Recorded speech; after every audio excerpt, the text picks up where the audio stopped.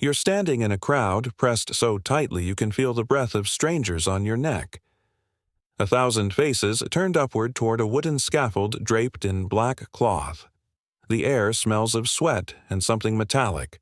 Fear, maybe, or anticipation. And then you see her. She walks like she's entering a banquet, not meeting death. Her lips are moving, forming words you can't quite hear over the drumming of your own heart. Before we go any deeper into this moment, drop a comment telling me where in the world you're watching from right now. Honestly, it never stops amazing me how a story from nearly 500 years ago can reach someone thousands of miles away, sitting exactly where you are. The woman on that scaffold is Anne Boleyn. The date is May 19th, 1536. The place is the Tower of London, that ancient fortress that has held saints and traitors, queens and commoners, all waiting for judgment. But Anne's story doesn't begin with an execution. It begins with something far more dangerous: a king's obsession and a woman who refused to disappear quietly into history's footnotes. What happens in the next 19 minutes will become one of the most documented, debated, and mysteriously incomplete executions in European history. Witnesses will report impossible things, movements after death, words that seem to form on severed lips, and a disappearance so complete that nearly 5 centuries later, we're still searching for what vanished that morning. This isn't just about how someone died. It's about what they tried to say when speaking should have been impossible, and why the most powerful man in England wanted to erase not just a woman, but every trace that she had ever drawn breath. Anne Boleyn was born into a world where women's births weren't always recorded with precision. Was it 1501? 1507? Even this basic fact remains contested, a foreshadowing of how her entire existence would be filtered through the needs and narratives of powerful men. Her father, Thomas Boleyn, was a climber, a man who understood that proximity to power was everything and that his daughters were currency in a brutal economy of influence. At 12 years old, Anne was sent away, not to school in any modern sense, but to foreign courts where noblemen's daughters learned the only skills that mattered: how to read a room, how to flatter without seeming desperate, how to survive conversations where a single misstep could destroy your family's standing. First, the Netherlands, then France under Queen Claude, where something remarkable happened. Anne saw French queens who didn't just embroider and pray. They attended council meetings, they influenced appointments, they shaped policy. The very idea that a queen could be more than decorative, more than a vessel for producing male heirs, was revolutionary to an English girl whose own country treated royal women as ornamental furniture. She returned to England in 1522 with a French accent, French fashion sense, and dangerously French ideas about what women in power might accomplish. She had dark hair in an era that prized blonde, sharp features instead of soft, and a confidence that read as arrogance to a court that expected women to apologize for taking up space. Her first documented love was Henry VIII, heir to the Earl of Northumberland.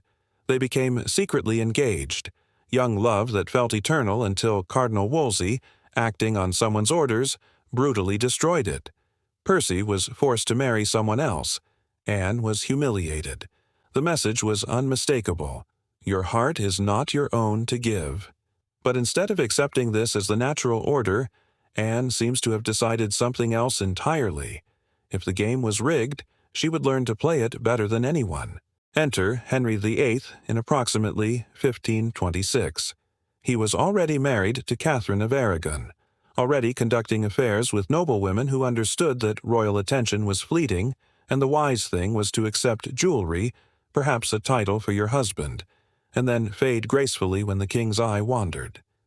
Henry's pattern was established. He had already had an affair with Anne's own sister, Mary Boleyn, before discarding her.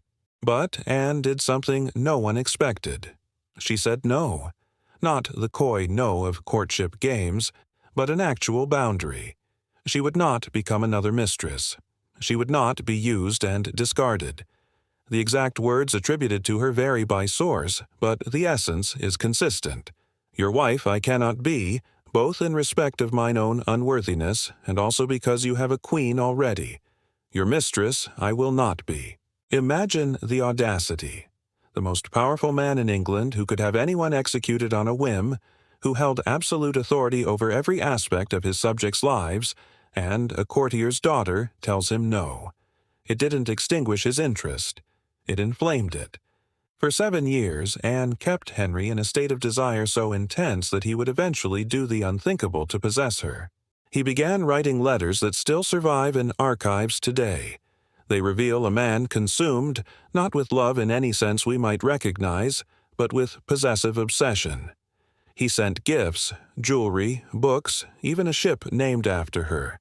He wrote poetry that modern readers might find romantic until you notice the underlying current. I want you. I will have you. You will be mine. There's no space in his language for Anne's own desires. She exists as an object to be won. In 1533, they married in secret. Anne was already pregnant. It should have been her triumph. From a courtier's daughter to Queen of England, with a baby on the way who might be the son Henry had been seeking for decades. But to make this happen, Henry had done something unprecedented.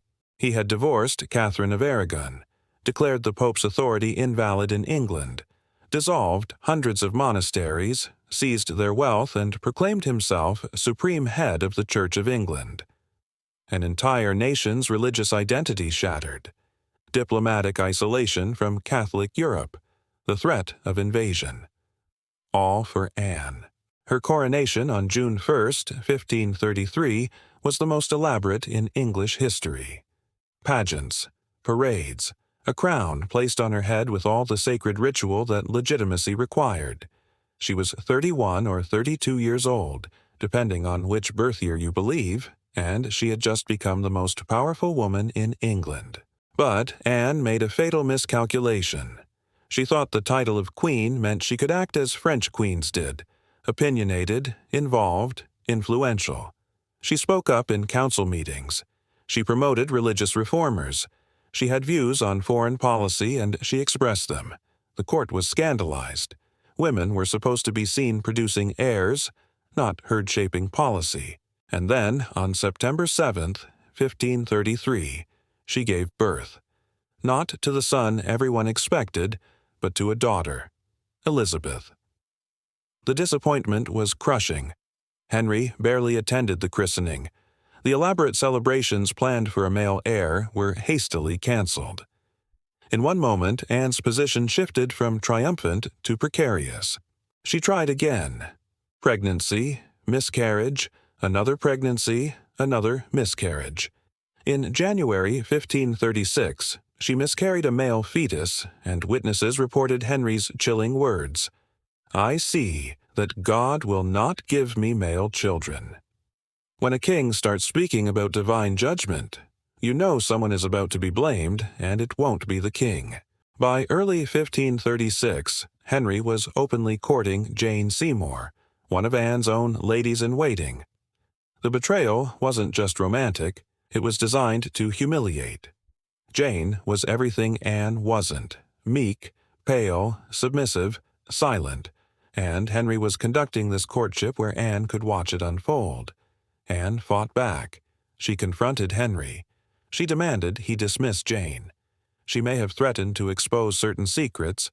We don't know exactly what she said because Anne's side of the story was systematically destroyed. But we know she didn't go quietly, and that would be her final mistake. Thomas Cromwell, Henry's chief minister, had been waiting for this moment. He and Anne had clashed over religious policy, over the redistribution of monastery wealth, over foreign alliances. She was an obstacle to his plans. More importantly, she was now an obstacle Henry wanted removed. Cromwell began collecting evidence in April 1536. The charges were absurd. Adultery with 5 men, including her own brother, George Boleyn. The timeline was impossible. She was supposedly conducting these affairs while pregnant, while recovering from childbirth, during times when she was under constant observation by dozens of attendants. One of the accused men, Mark Smeaton, was a court musician tortured into a confession. The others denied everything, even under interrogation. But Cromwell understood something crucial. In political trials, truth is irrelevant. Perception is everything. If you can make people believe a queen is a traitor, the facts cease to matter. On May 2, 1536, Anne was arrested during a May Day tournament. One moment she was queen, watching jousting from the royal box. The next, she was a prisoner being escorted to the Tower of London, the same tower where she had stayed in luxury before her coronation 3 years earlier. The same rooms, but now the doors locked from the outside. Her trial took place on May 15th. 26 peers sat in judgment, including Henry Percy, her first love, now forced to condemn her to death. The verdict was predetermined. Every man in that room knew what Henry wanted, and every man valued his own life more than justice. Anne was convicted of adultery, incest, and high treason. The sentence was death, to be carried out at the king's pleasure. Here's where the story takes a turn that historians still debate. Instead of using the traditional English method, a heavy axe that often required multiple blows, Henry imported an expert swordsman from Calais. The official explanation was mercy. A French sword was supposedly quicker, cleaner, less painful, but there might have been another reason. An axe requires the condemned to place their head on a block, a position of submission that Anne might resist. A sword allows execution while kneeling upright. And, perhaps most significantly, a sword severs cleanly, completely, in ways that would become important to what Henry planned next. Anne spent her final days in the Tower writing letters that have not survived. We know she wrote them because multiple sources mention them, but not a single one has been preserved. What was in those letters? Pleas for mercy? Assertions of innocence? Secrets that someone later decided should not exist? On the morning of May 19, 1536, Anne dressed in a gray damask gown with a white cape and a white coif covering her hair. She looked every inch a queen. Witnesses reported she was calm, even cheerful, a demeanor that confused and unsettled the 1,000 spectators packed into the Tower Green. She made a brief speech that followed the expected formula.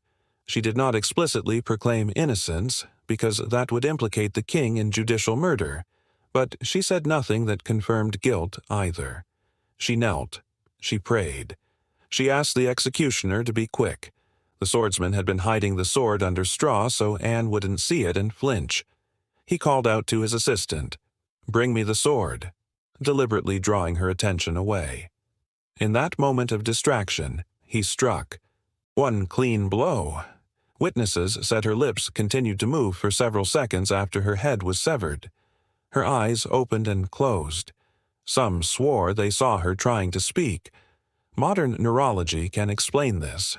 Nerve reflexes, residual electrical activity in the brain lasting a few seconds after decapitation.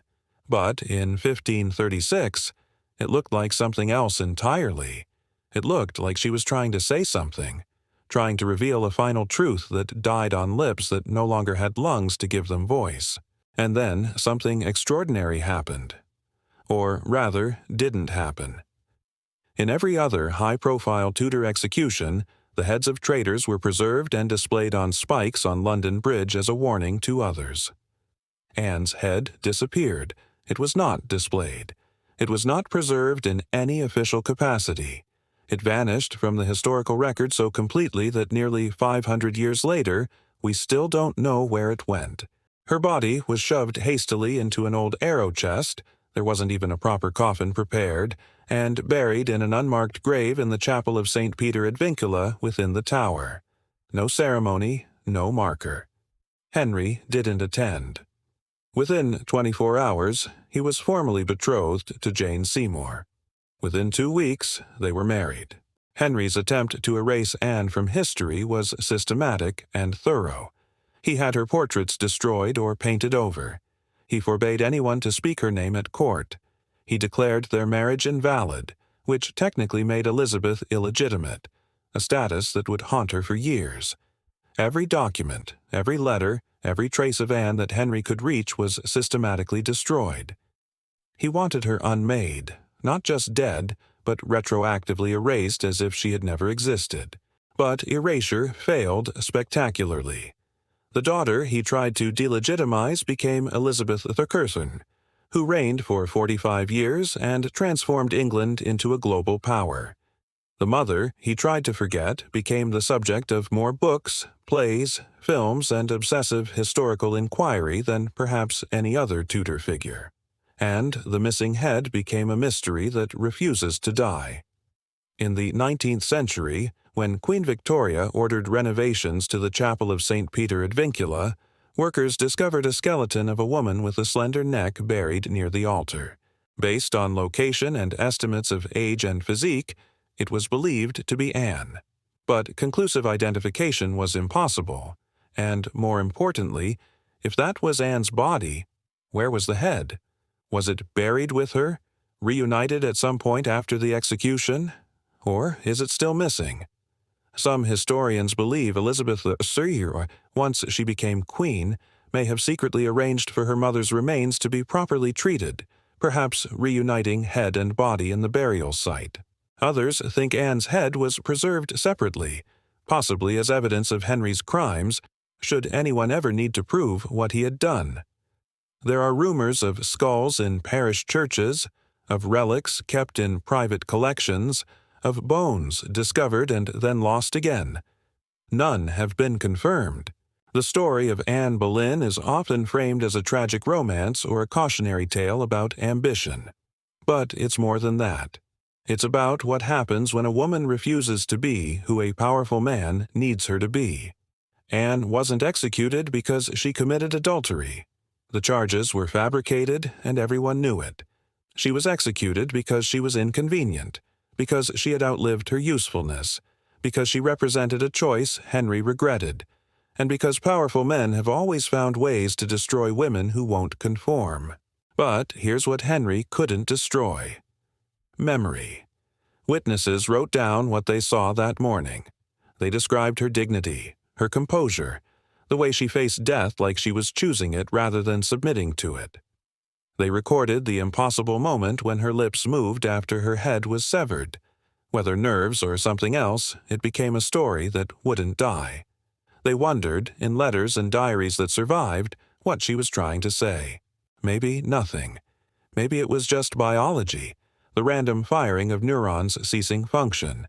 Or maybe she was trying to speak a truth that would take 500 years to finally be heard, that she was more than the narrative men constructed around her, that her life meant something beyond being the discarded queen, that her daughter would prove every man who dismissed Anne as a mistake catastrophically wrong.